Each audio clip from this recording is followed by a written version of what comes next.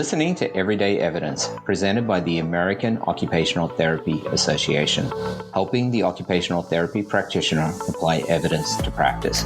Here's your host, Matt Brandenburg. Today we are joined by Emily Kringle. Emily, thank you so much for sharing your time and being on the show with us today. Of course, I'm happy to be here. Yes, I've been looking forward to our conversation. I know you are an assistant professor at the University of Minnesota, where you direct the Disability and Wellness Laboratory. And today we're going to be discussing your work on developing the ABLE and now duoABLE, or is it pronounced duoABLE project? We say duoABLE in my lab. duoABLE. That might be a tongue twister for us today, but our listeners can follow along with how well our pronunciation is. But these are both behavioral activation-based interventions that aim to reduce post-stroke sedentary behavior through engagement in meaningful daily activities. How did you first become interested in studying behavioral activation-based interventions like ABLE and duoABLE? I guess I didn't necessarily become interested in behavioral activation-based interventions first. So back when I was practicing, I worked in inpatient rehabilitation here in the Twin Cities for about 5 years after I graduated from OT school. And while I was practicing, I got really interested in to what degree my patients were returning to their fully active and socially engaged lifestyles after they returned home from inpatient rehab after having a stroke. And so that was really the kind of driving force behind understanding how my patients were getting back to those active lifestyles. And I started looking into some of the literature and really struggled to find data that helped me understand that, and further interventions that might help me as a clinician to support that transition and that return to those active lifestyles. So I first became interested in this area from my clinical experience, and then went on to pursue research training at the University of Pittsburgh, where I was first introduced to behavioral activation-based interventions. And I know we're going to be talking a little bit later about kind of what exactly that means and where it started. But it was during my time at the University of Pittsburgh that I really got interested in understanding sedentary behavior after stroke and looking at how we could use behavioral activation-based interventions to help our patients or our clients reduce their sedentary behavior. I love that. And I think that really speaks to the type of clinician you are, in that you were inspired to pursue further education to better help the people that you work with. Which is no small task to undertake. It's been quite the journey. And forgive me, Emily, I'm talking about ABLE and duoABLE, and we haven't talked about what it stands for. Can you kind of introduce us to what does ABLE stand for? Yeah, so ABLE is, you thought duoABLE was a tongue twister, but ABLE might be a little bit more of a tongue twister. So ABLE stands for Activating Behavior for Lasting Engagement. And it's the acronym for that long phrase that really refers to the intervention that I designed while I was a graduate student at Pitt in collaboration with my dissertation committee. So that was Elizabeth Skidmore and Grace Campbell, Michael McHugh, and Lauren Ter-Horsdal at the University of Pittsburgh. As we were designing this intervention, we thought, we need a name for it. And we came up with ABLE. Some of the kind of next steps, or another version of this approach that we're testing right now in a research study, applied the duoABLE kind of version of this approach, which refers to working with two participants at a time, a person with stroke and their caregiver. So duoABLE is the dyadic version of ABLE, and ABLE is the individual version of this approach. I love that. And thank you for describing the difference for us. Now, I feel confident that me and the listeners can follow along. So this is an intervention that you developed while studying at Pitt, and now you're researching it further at University of Minnesota. How would you describe sedentary behavior? What are kind of common results of sedentary behavior? And why is this something that needs to be explored and researched further? Sedentary behavior has a very specific definition in the research literature. There was a consensus statement published in 2017 by a consortium of researchers that study physical activity and sedentary behavior. And historically, it's been sort of conceptualized or measured as absence of physical activity, but that's not the case. So this consensus statement that was published in 2017 defines sedentary behavior as waking time when we are in a seated or reclined position and engaged in activities that require a very low level of energy expenditure. So the metabolic equivalent less than 1.5 times our resting metabolic rate. So when I think about sedentary behavior and kind of pairing that with common occupations or activities that we do during the day, I think about how much time I spend in my car driving to work, or sitting at my desk, writing, or on emails, or on calls like this one, or at the end of the day when I get home and I sit down to relax and read a good book or watch a show. All of those types of activities would be considered sedentary time. In 2018, the physical activity guidelines for Americans were updated, and this was one of the first times that sedentary behavior was included that had a specific recommendation in these guidelines. And the recommendation doesn't give us a specific number to aim for. It doesn't say spend less than so many hours a day sitting or sedentary, but it does say that we should try to minimize our sitting time or our sedentary time.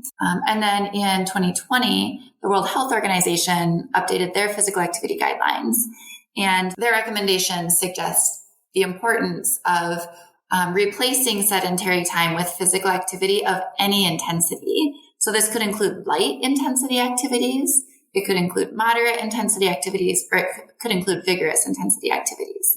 And so when we start to think about that in relation to the activities that we work with as occupational therapists, that really covers everything we do, right? That if we're replacing sedentary time with activities of any intensity, most anything that our clients or our patients want to work on would be included in that. Why is it important? So sedentary behavior, and the reason it's been added to these public health recommendations is that extensive periods of sedentary behavior have been associated with poor cardiovascular outcomes like hypertension, poor cardiometabolic outcomes like glucose levels or insulin resistance. There's a connection between sedentary behavior and mental health. More sedentary behavior, more depression, more anxiety. And then specifically within kind of the stroke population, there's a connection between extended amounts of sitting time and physical functioning. If we sit more, we're moving less, and that can negatively affect mobility, strength, balance, coordination, all those sorts of functions. Absolutely. Thank you for providing insight into that distinction of really what sedentary behavior is. I think sometimes it kind of has this reputation of just being like a couch potato and, not doing anything. But the truth is, like you mentioned, people can be sedentary while very engaged cognitively in something.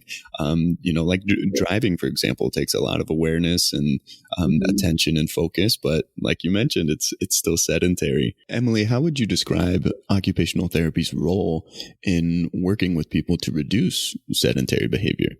All of these public health guidelines that are recommending that we minimize or reduce sedentary behavior are suggesting that we can replace sedentary behavior or sedentary time with activity of any intensity. So when I think about some of the goals that our clients or our patients might be working toward, I think about where those sort of align along the physical activity spectrum. And so I think about a patient that wants to be able to walk their dog or wants to be able to go to a grandchild's sporting event or music event, that wants to be able to shop for their own groceries or do their own cooking. Those are all activities that require at some point within the activity upright or standing time.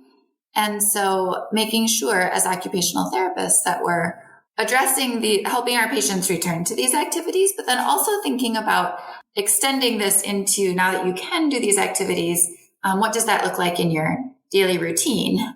And what are your habits around that? Since it's not guaranteed that once someone can do an activity, that they will carry it out in a routine way in their day-to-day life. And as occupational therapists, I think that we are uniquely skilled to address those habits and those routines and those roles in day-to-day lives. So being aware of that kind of 24-hour activity, those 24-hour activity patterns can really help us to define our role in this area, I think. Absolutely. Absolutely. Those habits and routines is the crux of occupational therapy and lasting intervention and behavior change. I'm really inspired and curious by the model that you followed of how you made observations in your practice that you believed warranted further investigation and then equipped yourself to research it and develop a whole new intervention and continue to research it. How would you recommend someone follow that same kind of model? Like, what should a practitioner prepare before reaching out to researchers? How do they know if they should partner with researchers, or what they need to do next in order to kind of investigate those observations they've made in practice? Yeah, I love this question because it brings me back to a recommendation or an instruction that one of my faculty members made to me when I was an OT student. I had a couple of faculty members that were pretty sure that I would go on to do research, and I wasn't convinced. And one of my faculty members suggested that I start by just writing down my clinical questions. So while I was practicing, I kept a notebook of questions that I had that I knew that I needed to ask to improve the care that I was providing. And it was when I started struggling to find answers to some of those questions is when I started kind of looking around to say, okay, what's my next step? I don't necessarily think that everyone's next step needs to be to learn how to do research. Like you said, partnering with researchers can be really rewarding and really important. I think that having those clinical questions, reading researchers' work, right? So staying up to date with research in AOTA and OTJR and rehab journals more broadly as well. To find linkages with researchers and research teams that resonate with some of the questions that you have. It's possible that they've started answering those questions and that the literature or the research is in the very early stage. So really trying to understand kind of the stage of the literature that you're looking for and that you're reading in. And then talking with researchers, I think that attending conferences and poster sessions and having opportunities to interact kind of around those presentations can be really valuable and important and lead to some conversations that can help you kind of determine what the next step might be for you. Yeah, and I love that. I think clinicians and researchers both play such an important and vital role within the profession of occupational therapy. Mm-hmm. But sometimes there's kind of a divide, and it's not a purposeful divide, but I think it's more the result of just not nourishing connections between the two groups. And really, like you mentioned, going to a conference or researching online, a topic or a clinical question can do wonders in helping people to make connections and kind of build bridges between research and clinical practice, which hopefully will lead to better outcomes and more, feasibility studies and novel interventions that can better help people engage in their meaningful occupations, like your ABLE and duoABLE interventions. Yeah. As clinical practitioners, there are sometimes ways to be involved in research studies without being the principal investigator. That in my experience, so the studies that I'm running right now, I have 2 occupational therapists who provide the ABLE intervention as part of my research team. Yeah. And my research coordinator is also an occupational therapist. The 2 therapists that provide the treatment in the research studies also work full-time in clinical settings outside of working for me on the study. And so they have really rich insights as we are kind of progressing through the research study that really, really do enrich the work that we do and start to bring together a little bit closer, right, that research and practice setting. I love that. And I love that's something that's deliberate and purposeful within your research lab. It's a wonderful example. Let's dive into these interventions. Yeah. We've mentioned ABLE already. We'll start with that. What is the activating behavior for lasting engagement intervention? And if you could go ahead and introduce us to kind of that first pilot feasibility study of ABLE. When we talk about behavioral interventions, we talk about the active ingredients, and then we talk about the structure of the intervention. So in the ABLE intervention, we have 4 active ingredients. Those are activity scheduling, which is where we are working with our participants to schedule a specific time for when they're going to do a specific activity. We have activity monitoring, which is where we ask them to kind of keep track of of one full day and note the times that they were sitting, the times that they were engaged in activities that they weren't sitting, kind of what they were doing while they were sitting, those sorts of things. We have self-assessment. Self-assessment is really that how did your scheduled activity go? And we have collaborative problem solving, which is where the therapist and the client or the participant work together to make a plan for the activities that they want to do. I always, when I'm training therapists and often when I'm working with the participants, I'll say, I want to put you in the driver's seat because you're the expert in your own life and you're the expert in your day-to-day routines. And I am here to support you and ask some probing questions to help kind of solidify your plan and make sure together that we're both comfortable with the safety of your plan.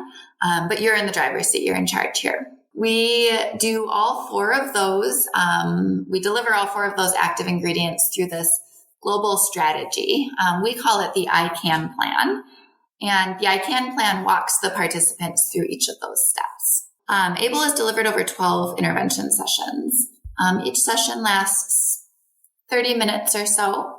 At the beginning of the study, the first 2 sessions, we spend time talking about what is sedentary behavior, getting to know what are the types of activities that you like to do, what are the things that you're doing less of since your stroke, and what are the things that you want to return to that are most important to you. After we've done that, we share some of their activity monitoring data. We have them wear a small activity monitor for a week before they start the intervention, and we share their data with them so that they can look together with us across the days and across the week to find out when their most active and their least active times of the day are. And then we use the global strategy, the I CAN plan, in an iterative manner throughout the remaining sessions to deliver those active ingredients. So during each session, they're going to identify a time during the day when they spend sitting or when they want to add more activity into their day. C, they choose an activity. A, we call add or adapt. And this is kind of that collaborative problem solving section where we really tangibly walk through like what's step 1, 2, 3, 4. How are you going to do this activity? And within that, we spend a lot of time talking about safety and collaborating on making sure that it's a plan that they're comfortable with. Work together to identify if there are any adaptations that need to be made based on their function since their stroke, and if there are any resources that they need. Each session typically ends there with a plan to with instructions to carry out their plan between sessions and to do an activity monitoring log for 1 day between sessions. And then when we come back at the beginning of the next session, then we do the N, which is notice. And we ask participants to notice what went well, to notice if there are any updates, and also to notice how they felt during their plan and in the hours or the day kind of around their plan. So we spend some time talking about how their body felt, emotionally how they felt. In many cases, we hear comments that I felt more energized or I felt really successful, or maybe I felt a little bit more tired. And then the next day I felt a little bit less tired, more energy. So we want to really connect the value of moving more with how they're feeling and what the outcomes of that are as well. Did I answer the question? Yes, you absolutely did. I love hearing you talk about how this intervention is designed, and it sounds very logical. It sounds like it hits on all aspects of behavior change and helps people really learn about the why, the what, and the how to change behavior and incorporate new habits and routines into their lifestyle. First, I want to congratulate you because on the feasibility study, it was found that ABLE can be delivered safely, consistently, and may be associated with reduction in sedentary behavior over time. And I want to ask, why are those findings really significant? When we first start testing behavioral interventions, I think that we often think, oh, is it efficacious? Is it going to work for my patients better than what I currently have? And in order to ask those questions, we have to back way up and answer some really important questions to make sure that we've really well defined and refined our intervention protocols. So that way, when we get to the randomized controlled trial and are asking those efficacy questions, that we have a really good understanding of what exactly it is within our intervention that is potentially causing change that we're seeing. And so in order to do that, I follow a model called the ORBIT model for behavioral intervention development. And so these questions around finding that ABLE was delivered safely and consistently were really part of what I would consider phases 1A and 1B, which is defining and refining. We needed to show that ABLE was going to be safe, that we weren't causing our participants harm by asking them to engage in this intervention. And we also needed to show that we could deliver the same, those 4 active ingredients that I described a little bit ago here. We needed to show that we could consistently deliver those and that we could train other therapists to deliver those. So that way, when we scale up to ask some of those questions where we need to involve more people in the study, that we are able to train them so that all the participants in the study receive the same type of intervention.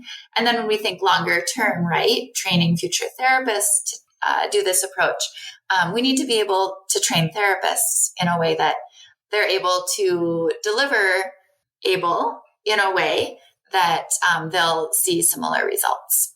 So that was really important for us to do some of that early stage work. And then along with that, it was important to ask this kind of proof of concept study. Is it even possible that ABLE could be associated with reduction in sedentary behavior over time?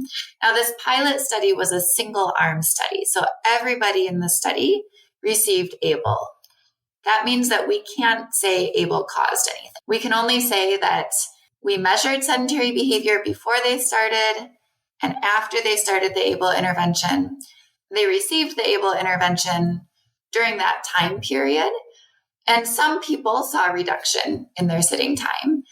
We can't necessarily attribute it directly to the ABLE intervention, but it was plausible and it sort of gave us the green light to be able to move forward with this approach. And we have moved forward.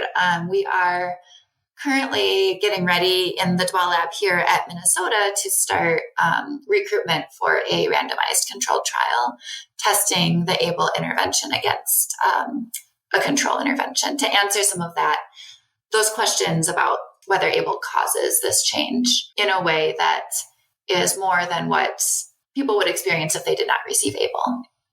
Yeah, I love that. And congratulations on beginning to prepare for that randomized control trial. The active ingredients and the ICANN plan aspect of ABLE sound so beneficial in promoting behavior change. What recommendations would you give to listeners to kind of help them begin to explore and apply behavioral activation-based interventions to hopefully achieve better health outcomes for the patients, caregivers, and families that they work with?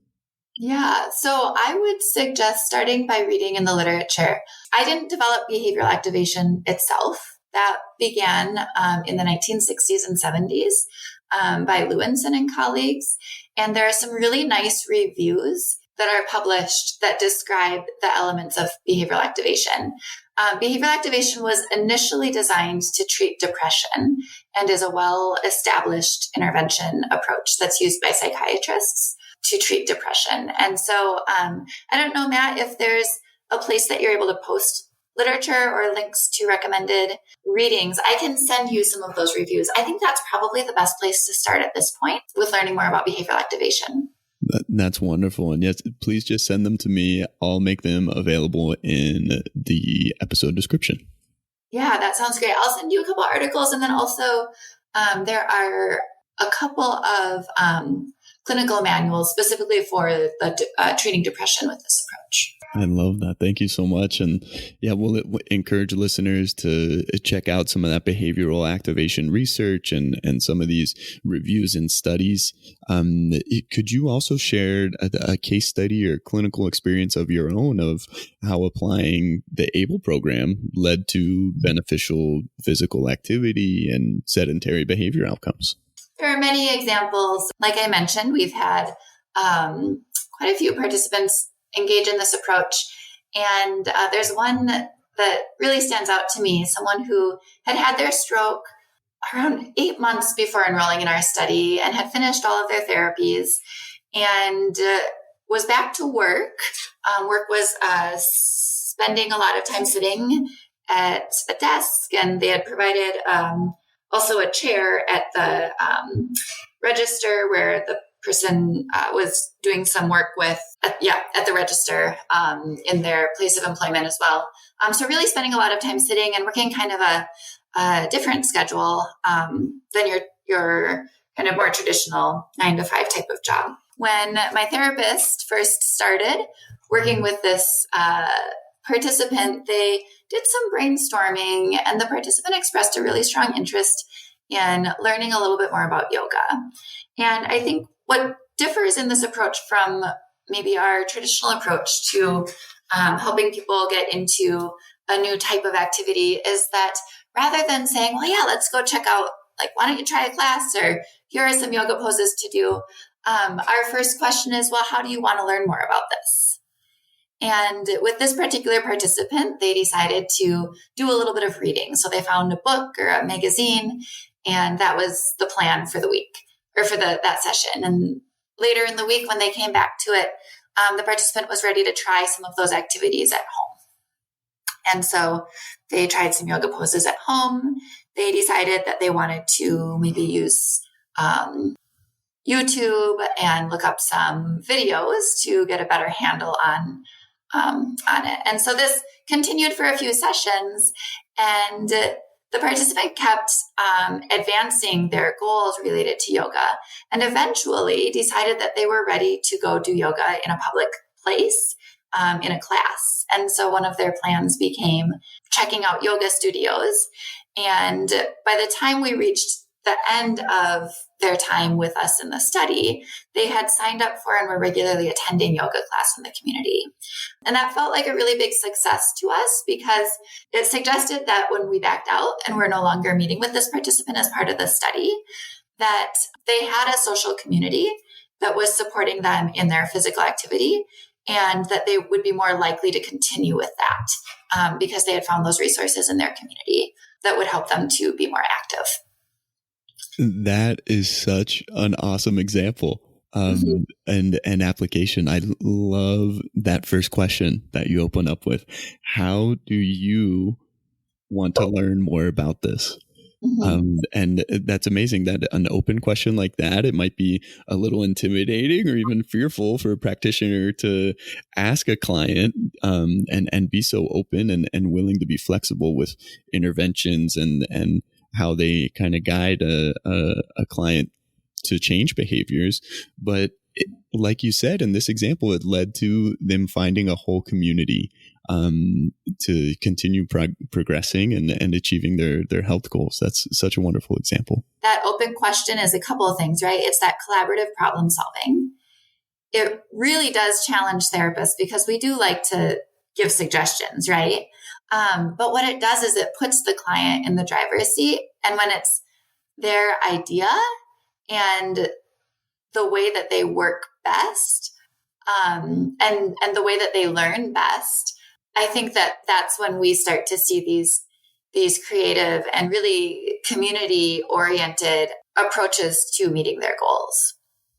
Absolutely. That's so true. People don't always respond wonderfully to being told what to do, but they love feeling empowered and encouraged to make their own decisions and make lasting changes. So I agree that's so beneficial. And I love the idea of having the patient in the driver's seat, but we may need to think of a different term because like you mentioned earlier, driving is a sedentary behavior. So maybe we want to say that the patient is putting themselves on the treadmill or something like that. Yeah, the bicycle. Oh, there you go. they're taking the handlebars. I love that. This is such a wonderful study. And you were also awarded a research grant from the American Occupational Therapy Foundation for the duoABLE program. Could you introduce us to this study? You already mentioned it's more of working with patients and caregivers. So duoABLE really emerged from some of the anecdotal experiences that we had when we were delivering ABLE for the first time. I was one of the therapists providing the treatment sessions in ABLE, and I started to notice these common comments from patients from participants as we progressed through the sessions. They would say, "Oh, I made sure I did my plan because you were going to come visit me, Emily, and I wanted to be able to tell you that I did it," which on the one hand is really flattering, right? Mm-hmm. On the other hand, I'm not going to come to your house 3 times a week for the rest of your life. And we started thinking a lot about the importance of social support, because that's what they were saying is having someone to be accountable to helped me stay on track to do my activities and to be more active. So we went to the literature, we started reading about social interdependence and theories of communal coping after a health event. So that's that's recognizing that a major medical event doesn't just affect an individual. It affects the other people in their lives. And there's a potentially transformative power to working together towards shared goals. We also know that caregivers are at risk for some of the same cardiovascular outcomes and mental health outcomes that can also be addressed through physical activity or addressed in part through physical activity. And so as we started to think about who else could both benefit from and support each other within this behavioral activation framework, that led us down the path of, could we deliver ABLE or a version of ABLE to people with stroke and their caregivers together? And so the duoABLE study is a feasibility study. It's a single arm study, meaning everybody who signs up for the study receives the intervention. They complete assessments pre-intervention and post-intervention. And we're asking some of those same early stage development questions. We're asking about safety. We're asking about if people with stroke and their caregivers like this approach. And we're also looking at some of those proof of concept questions. Can this potentially be associated with change in sedentary behavior or activity engagement from pre to post intervention? And one of our biggest questions, I'll say in this study too, is can we recruit dyads? We know that caregivers are very busy people, and we know that people with stroke who are working hard to get back to their work and their hobbies and the things that they enjoy doing are also very busy people. And so recruiting these dyads to this study together is definitely a different ballgame than recruiting individual participants to a research study. Absolutely. I think anytime you're increasing the number of people who are receiving an intervention, you're adding, chances for random error. But like you mentioned, you're also increasing independence through accountability and through community, really, that's shared between a participant and their caregiver.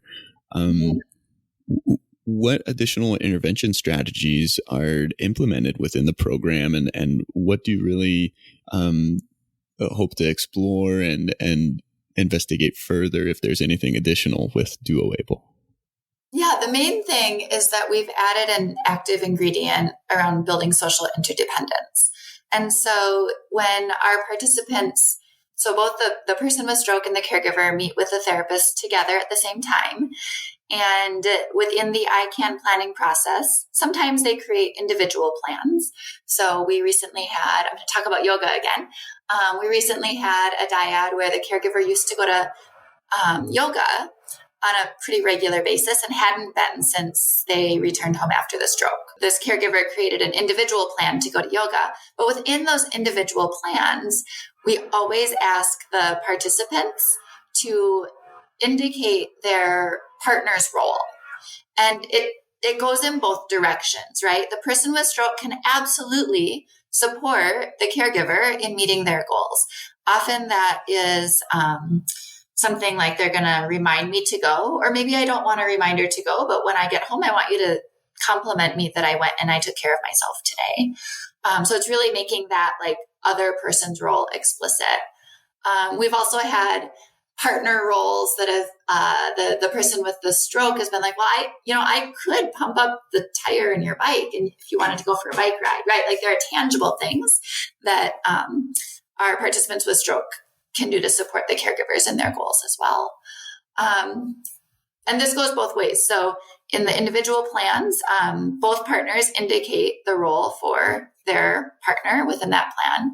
And then sometimes they create a partner plan. So sometimes they create a plan that is around an activity that they want to do together.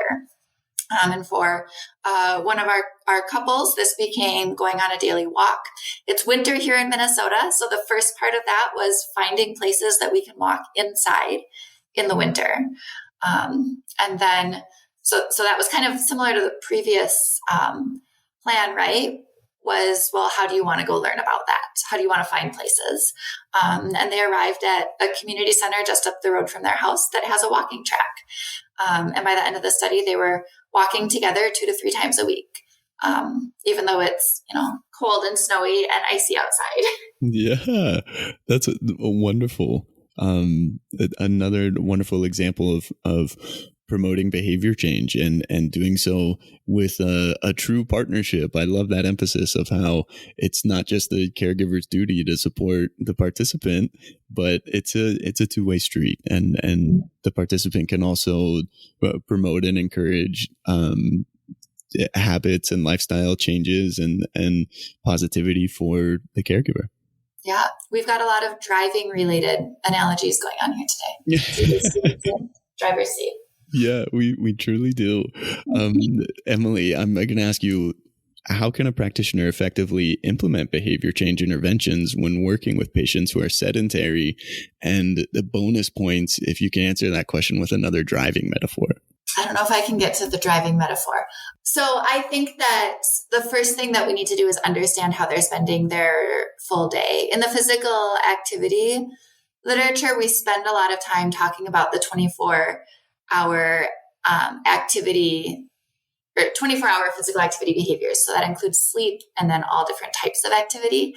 And without assessing, right, we don't know how our participants or our patients are spending their time. And we have a lot of tools at our disposal to help us understand that. It could be as simple as asking our patients or our clients to write down, just take a couple notes on one typical day, what it is that they do each hour.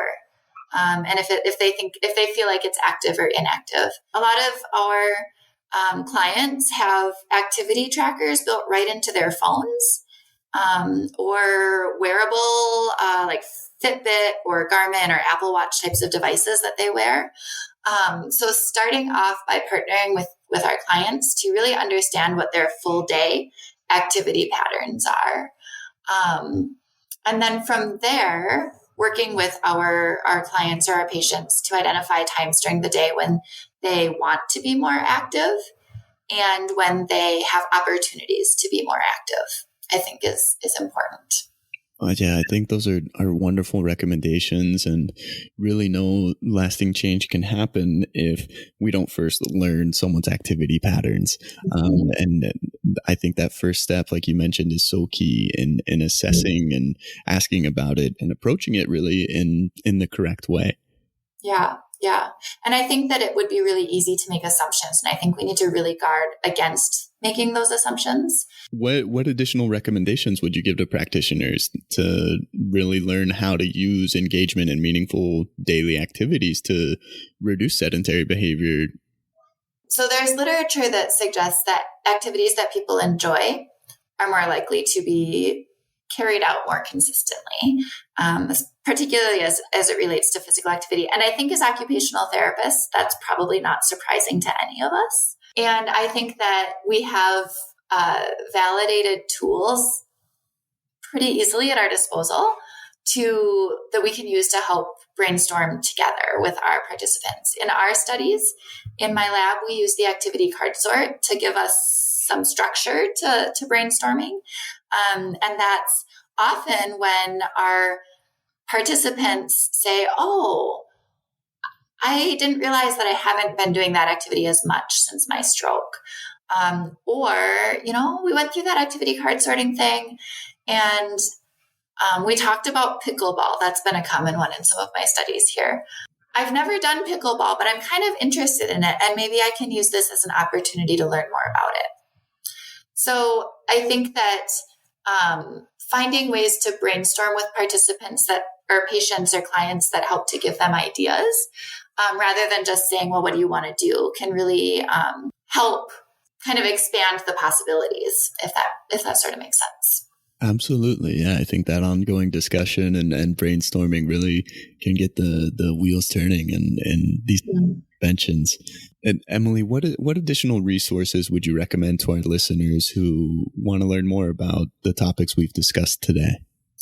Yeah, I think like we talked about, I'll share a couple of articles related to behavioral activation that can be included in the description. I also will share some articles around sedentary behavior, that consensus paper that I talked about that talks about what is sedentary behavior.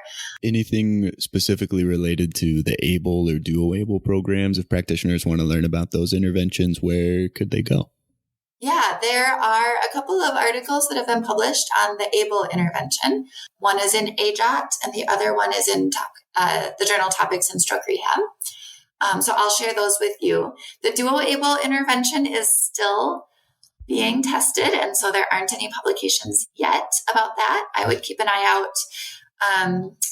We're probably a year or so out from publishing anything related to that. So those are the two articles, the original ABLE articles that I would recommend. Wonderful. And we'll make sure those are available to listeners. And we've now arrived to the golden nugget segment, Emily, our favorite question on the show. If you could share one piece of knowledge or recommendation to practitioners, what would you say? I would ask us all to remember that we have a really important role to play in promoting health through physically active lifestyles. I think that the physical activity guidelines, like I mentioned earlier, do point to minimizing sedentary time. And when we put it that way, I think it's easy for us to say, oh, but we do occupation. But the thing is, we need occupation to minimize sedentary time. And I think that we have an opportunity to play a really important role with that. And I think along with that, as practitioners, I think we need to be really thoughtful around thinking about how we address those 24-hour routines and habits and roles. And remember that restoring someone's ability to do an activity doesn't automatically translate into the doing of the activity in daily life. And so working with our clients to set goals around whether it's how often they're going to do an activity or a specific time of day when they're going to do something that they enjoy can be really powerful. Absolutely. That is so well said, Emily. I want to thank you again so much for sharing your expertise and your knowledge with us today. This has truly been valuable and a very informative conversation.